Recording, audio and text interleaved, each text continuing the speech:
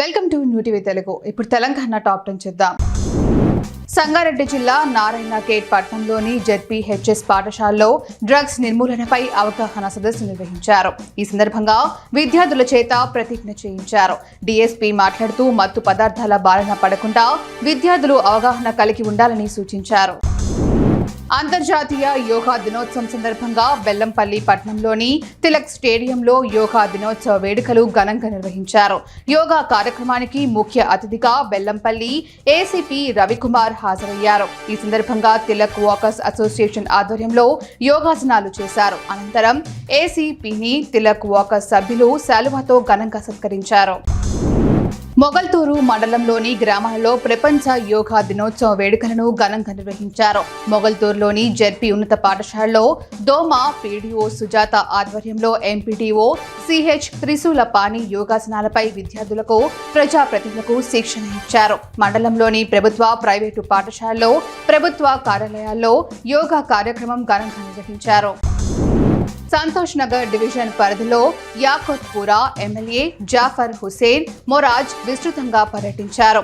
అబూ సయ్యద్ కాలనీలో త్వరలో రోడ్డు పనులు చేపట్టనున్నట్లు తెలిపారు. పనులు చేపట్టే ప్రాంతాలను అధికారులతో కలిసి ఎమ్మెల్యే పరిశీలించారు. పక్కా ప్రణాళికలు రూపొందించి పనులను ప్రారంభించాలని అధికారులకు ఆదేశించారు. పనుల్లో అలసత్వం వహించకూడదని గడువులోగా పూర్తయ్యేలా చూడాలన్నారు. శ్రీ నల్ల పోచమ్మ అమ్మవారిని ప్రత్యేకంగా అలంకరించారు. మెదక్ జిల్లా నర్సాపూర్ నియోజకవర్గం కౌడిపల్లి మండల పరిధిలోని తునికి గ్రామంలోని నల్ల పోచమ్మ అమ్మవారిని ప్రత్యేకంగా అలంకరించి ప్రత్యేక పూజలు, అభిషేకాలు, హారతులను నిర్వహించారు. సంపూర్ణ ఆరోగ్యానికి యోగా దివ్య ఔషధమని కోదాడ యోగా గురువు వేనేపల్లి ప్రసాద్ అన్నారు. కోదాడ భవానీ నగర్లో ప్రపంచ యోగా దినోత్సవం నిర్వహించి మాట్లాడారు. నిత్య యోగా సాధనతో దీర్ఘకాలిక వ్యాధులు దరిచేరవన్నారు. ఈ కార్యక్రమంలో యోగా సాధకులు మంగ తాయారు, డేగా అరుణ, పవ్య, అనిత, వేణుగోపాలరావు, పబ్బ, గీత, దివ్య, కవిత, శ్రీ లక్ష్మి, నాగమణి, సుష్మా తదితరులున్నారు.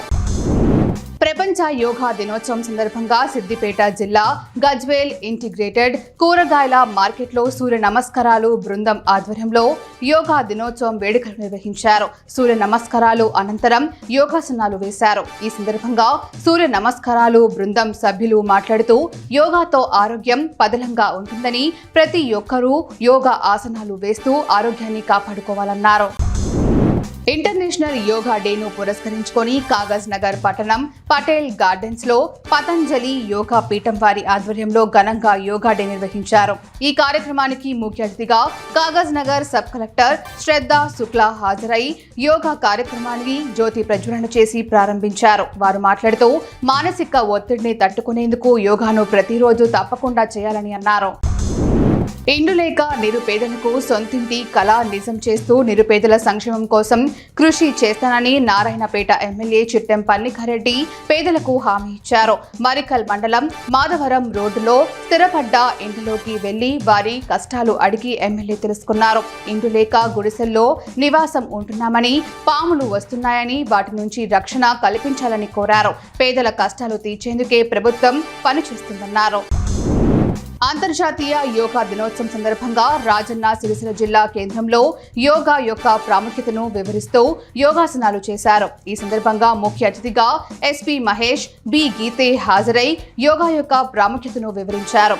మనం నిత్యం జీవితంలో యోగాను అలవాటు చేసుకోవాలని, యోగాతో అనేక ఉపయోగాలు ఉన్నాయని వెల్లడించారు. ఈ సెలబ్రేషన్స్ లో పాల్గొనడం సంతోషంగా ఉందన్నారు.